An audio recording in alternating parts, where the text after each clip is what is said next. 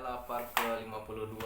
Kita akan membaca buku Unlimited Power, Kuasa Tak Terbatas, halaman 352. Pernahkah Anda mengalaminya ketika tiba-tiba saja Anda depresi dan Anda bahkan tidak tahu mengapa? Kemungkinan besar Anda pernah mengalaminya. Mungkin Anda bahkan tidak memperhatikan lagu yang diputar di latar belakang, lagu yang telah Anda kaitkan dengan seseorang yang dahulunya Anda kasihi, yang sudah tiada dalam kehidupan Anda, atau mungkin tetapan tertentu kepada Anda. Ingatlah, sauh itu bekerja tanpa kesadaran kita. Izinkan saya memberi Anda beberapa teknik untuk menangani sauh-sauh negatif. Salah satunya adalah menembakkan sauh-sauh yang kebalikannya pada saat yang sama. Ambillah umpannya perasaan berkabung yang terpicu di pemakaman itu. Kalau itu dimantapkan pada lengan kiri atas Anda, salah satu cara untuk menanganinya adalah dengan memantapkan perasaan yang kebalikannya. Perasaan paling berkuasa, paling berakal budi di tempat yang sama di lengan kanan Anda. Kalau Anda picu kedua sauh tersebut pada saat yang sama, Anda temukan terjadinya sesuatu yang luar biasa. Otak menghubungkan keduanya dalam sistem syaraf Anda, lalu setiap kali salah satu sauh itu disentuh, tersedialah dua pilihan respon, dan otak akan hampir selalu memilih respon yang lebih positif. Entah otak akan menempatkan Anda dalam kondisi yang positif atau Anda akan memasuki kondisi netral, di mana kedua sauh tersebut saling meniadakan. Memantapkan seperti dengan sauh ini sangat penting kalau Anda ingin mengembangkan hubungan intim dengan langgeng. Umpamanya istri Anda, Becky, dan saya banyak berpergian bersama, membagikan ide-ide ini kepada orang-orang di seluruh penjuru dunia. Kami secara konsisten memasuki kondisi-kondisi positif yang berkuasa, dan seringkali kami berpandangan atau saling menyentuh satu sama lain selama pengalaman-pengalaman puncak ini. Akibatnya hubungan kami penuh dengan sauh-sauh positif. Setiap kali kami memandang wajah satu sama lain, saat-saat berkuasa, penuh kasih dan bahagia itu pun terpicu.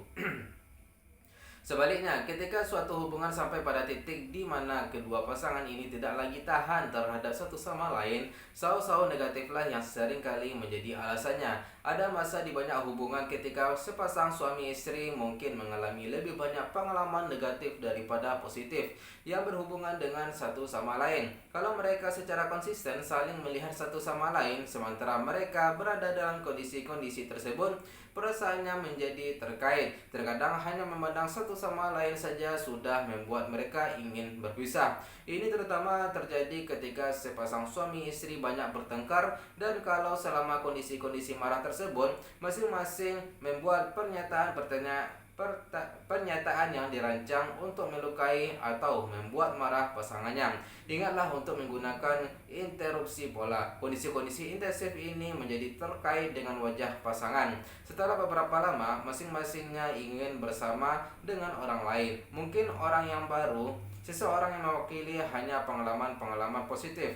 Becky dan saya pernah mengalaminya ketika kami check-in ke sekolah hotel suatu malam. Tidak ada petugas parkir di depan, maka kami minta petugas front desk untuk mencarikan petugas parkirnya dan mencarikan porter untuk membawakan koper-koper kami. Katanya tidak masalah. Maka kami pun naik ke kamar dan mulai rileks. Setelah 1 jam berlalu, koper kami masih belum juga diantar. Kami pun menghubungi ke bawah. Singkatnya, segala milik kami dicuri. Kartu kredit kami, paspor kami, dan cek bernilai besar yang telah saya tanda tangangi. Padahal kami mau berlibur 2 minggu. Bisa Anda bayangkan bagaimana kondisi saya jadinya. Sementara saya berada dalam kondisi marah tersebut, saya terus memandangi Becky dan ia juga marah. Setelah kira-kira 15 menit, saya sadar bahwa marah-marah tidak akan mengubah apapun. Dan karena saya percaya bahwa segalanya terjadi bukan tanpa alasan, pasti ada manfaat yang bisa saya petik dari pengalaman tersebut. Maka saya ubah kondisi saya dan saya merasa tenang lagi. Tetapi kira-kira 10 menit kemudian saya memandang kepada Becky dan mulailah saya marah tentang hal-hal yang belum dikerjakannya hari itu. Yang jelas saya sama sekali tidak merasa tertarik kepadanya. Lalu saya berhenti dan bertanya kepada diri sendiri, ada apa sih? Saya sadar saya telah mengaitkan semua perasaan negatif saya tentang kehilangan barang-barang tersebut kepada Becky. Walaupun ia sama sekali tidak ada hubungannya dengan itu, memandangnya membuat saya marah. Ketika saya memberitahu apa yang saya alami itu, ternyata ia pun demikian. Lalu bagaimana? Kami buang saja saus-saus tersebut. Kami mulai melakukan hal-hal positif yang mengasihkan dengan satu sama lain. Hal-hal yang 10 menit kemudian sudah menempatkan kami dalam kondisi yang hebat sementara kami saling berpandangan. Virginia Satir, penasehat pernikahan dan keluarga yang terkenal di dunia, selalu menggunakan proses memantapkan seperti dengan sahu ini dalam pekerjaannya. Hasil-hasilnya luar biasa. Dalam mempelajari modelnya, Bandler dan Grinder memperhatikan perbedaan antara gayanya dengan gaya ahli terapi keluarga tradisional. Ketika sepasang suami istri datang untuk terapi, banyak ahli terapi yang percaya bahwa masalah yang melandasinya adalah emosi dan amarah yang ditekan terhadap satu sama lain, dan bahwa akan membantu kalau mereka saling menjelaskan kepada satu sama lain bagaimana persisnya perasaannya tentang pasangannya itu, segala hal yang membuat mereka marah dan sebagainya. Bisa Anda bayangkan bagaimana jadinya ketika mereka mulai menceritakan kepada satu sama lain tentang hal-hal yang membuat mereka marah. Kalau sang ahli terapi mendorong mereka untuk mengungkapkan amarah mereka itu dengan berkobar-kobar, itu malah akan menciptakan saus-saus negatif yang bahkan lebih kuat lagi, yang terikat dengan hanya melihat wajah satu sama lain. Tentu saya bisa melihat bahwa mengekspresikan perasaan-perasaan seperti itu bisa membantu kalau sudah terlalu lama dipendam, dan sementara saya percaya bahwa mengatakan yang sebenarnya dalam suatu hubungan itu perlu demi sukses. Saya pertanyakan efek saus-saus negatif yang mungkin tercipta dalam prosesnya. Kita semua pernah mengalami argumentasi di mana kita mulai mengucap kata-kata yang tidak betul-betul kita maksudkan, dan semakin banyak yang kita katakan, semakin itu menjadi-jadi. Lalu kapankah seseorang tahu apa saja perasaannya yang sesungguhnya? Ada cukup banyak kerugian untuk memasuki kondisi negatif sebelum mengkomunikasikan perasaan-perasaan Anda kepada orang yang Anda kasihi, daripada mempersilahkan mereka saling memaki. Virginia Satir menyuruh pasien-pasiennya berpandangan seperti ketika mereka baru pertama kali jatuh cinta. Ia minta mereka berbicara kepada satu sama lain seperti ketika baru pertama kali jatuh cinta, dan ia terus menumpukan saus-saus positif selama sesi terapinya itu, sehingga pasien-pasiennya itu senang begitu melihat wajah pasangannya.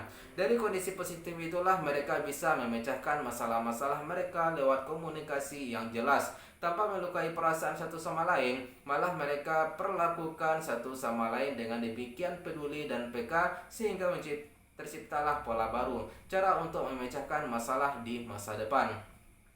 Izinkan saya memberi Anda alat ampuh lainnya untuk menangani saus-saus negatif.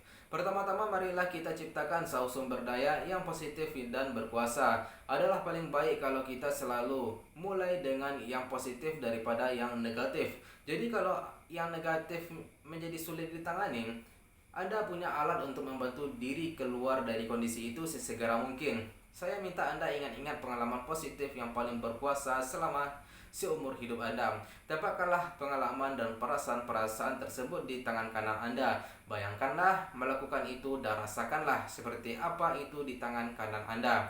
Ingat-ingatlah saat ketika Anda merasa sepenuhnya bangga akan sesuatu yang Anda perbuat, dan tempatkanlah pengalaman dan perasaan itu juga di tangan kanan Anda. Sekarang ingat-ingatlah saat ketika Anda merasa perasaan-perasaan berkuasa, positif, penuh kasih, dan letakkanlah juga di tangan Anda. Mengalami bagaimana rasanya di sana. Ingatlah saat ketika Anda tertawa histeris, mungkin ketika Anda tertawa geli sekali. Ambillah pengalaman itu dan tempatkanlah juga di tangan kanan Anda, dan perhatikanlah bagaimana rasanya dengan segala perasaan yang penuh kasih, berakal budi, dan positif. Sekarang perhatikanlah warna yang tercipta di tangan kanan Anda itu oleh menyatunya perasaan-perasaan positif tersebut. Perhatikanlah saja warna apa yang pertama-tama muncul di benak Anda. Perhatikanlah bagaimana bentuk yang tercipta seandainya Anda beri mereka suara, seperti apakah suara gabungan mereka itu. Bagaimana tekstur dari gabungan semua perasaan itu di tangan kanan Anda. Seandainya mereka bersama-sama mengutarakan sesuatu pernyataan positif yang berkuasa kepada Anda, apakah itu? Nikmatilah semua perasaan itu. Lalu tutuplah tangan kanan Anda dan biarkanlah mereka semua tetap di sana. Sekarang bukalah tangan kiri Anda dan Ke dalamnya tempatlah pengalaman negatif, frustasi, menekan, atau marah. Sesuatu yang sedang atau selama ini mengganggu Anda. Mungkin sesuatu yang Anda takutkan, sesuatu yang Anda khawatirkan. Tempatkanlah itu di tangan kiri Anda. Tidak perlu merasakannya. Pastikanlah untuk tidak mengasosiasikan diri dengannya. Itu hanya ada di tangan kiri Anda saja. Sekarang saya minta Anda sadari sub-sub caranya. Warna apakah yang diciptakan situasi negatif itu di tangan kiri Anda? Kalau Anda tidak langsung melihat warnanya atau merasakannya, bertindaklah seolah-olah demikian.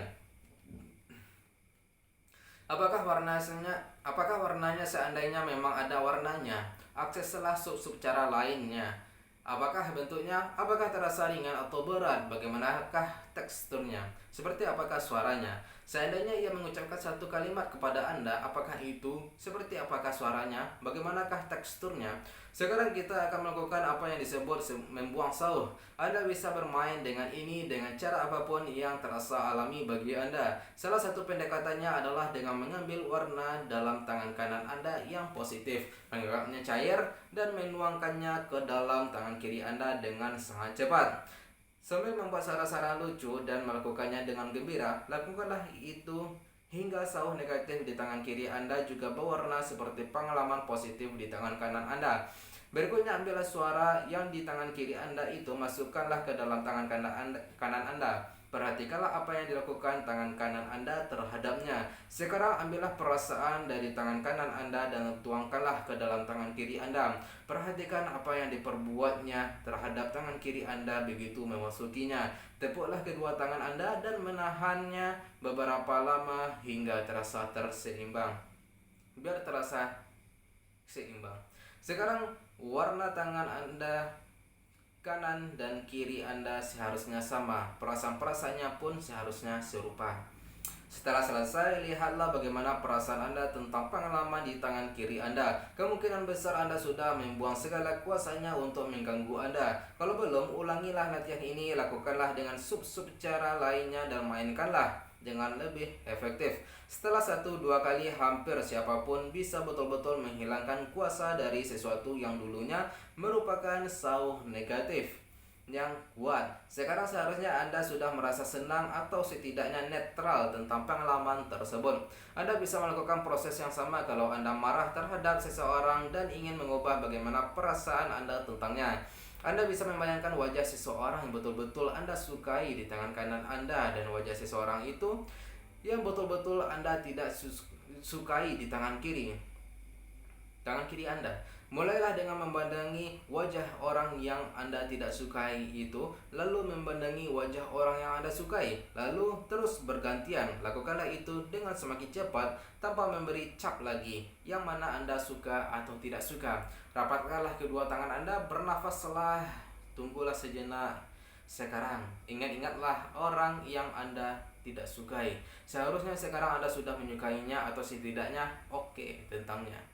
Indahnya latihan ini adalah bisa dilakukan dalam hitungan menit dan Anda bisa mengubah bagaimana perasaan Anda tentang hampir apapun. Saya lakukan proses 3 menitan ini dalam sebuah seminar baru-baru ini dengan keseluruhan peserta. Seorang wanita dalam kelompok ini menempatkan di tangan kanannya seseorang yang betul-betul disukainya dan di tangan kirinya wajah ayahnya, dengan siapa ia sudah hampir 10 tahun tidak berbicara. Dengan demikian ia mampu menetralkan perasaan negatifnya tentang ayahnya. Malam itu ia menelpon ayahnya dan berbicara dengannya hingga pukul 4 subuh, dan sekarang mereka kembali mengembangkan hubungan mereka. Penting sekali kita sadari kuasa tindakan-tindakan kita dalam memantapkan anak-anak seperti dengan sauh. Umpamanya, putra saya Joshua pergi ke sekolah suatu hari dan sekelompok individu yang peduli memberikan presentasi kepada anak-anak soal tidak menerima ajakan menumpang dari orang yang tidak dikenal. Suatu pesan yang penting dan layak dikagumi. Saya hargai bahwa putranya saya dikuatkan tentang hal itu. Masalahnya adalah cara pesan itu disampaikan. Kelompok itu menanyakan beberapa slide. Mereka sangat mirip dengan yang ditayangkan kepada orang dewasa yang sekolah lalu lintas. Mereka tayangkan poster-poster anak-anak hilang. Mereka bahkan menayangkan mayat anak-anak hilang diambil dari parit. Anak-anak, kata mereka, yang menerima ajakan menumpang dari orang yang tak dikenal berakhir seperti itu. Jelas strateginya adalah menjauhi. Tetapi hasilnya ternyata cukup merusak, setidaknya bagi putra saya dan saya rasa juga bagi anak-anak lainnya. Yang mereka lakukan itu sama saja dengan menanamkan fobia. Putra saya sekarang membayangkan gambar-gambar dibunuh yang mengerikan itu yang ia asosiasikan dengan berjalan pulang sekolah. Hari itu ia tidak mau berjalan pulang dan harus dijemput. Selama 2-3 hari berikutnya ia suka terjaga di tengah malam karena mimpi buruk dan ia tidak mau berjalan kaki ke sekolah bersama kakak perempuannya. Untungnya saya paham prinsip-prinsip dari apa yang menciptakan dan mempengaruhi perilaku manusia. Ketika itu saya keluar kota dan ketika akhirnya saya tahu tentang situasi tersebut, saya lakukan serangkaian upaya membuang sauh dan menyembuhkan fobia lewat telepon. Keesokan harinya putra saya sudah berani berjalan ke sekolah sendirian dengan penuh keyakinan kuat serta berakal budi. Ia tidak akan bersikap nekat. Ia tahu apa yang harus dihindarinya dan apa yang harus diperbuat untuk menjaga diri. Tetapi sekarang ia diberdayakan untuk menjalani kehidupannya seperti yang diinginkannya daripada hidup dalam ketakutan. Besok kita akan sambung ke halaman 358. Sekian.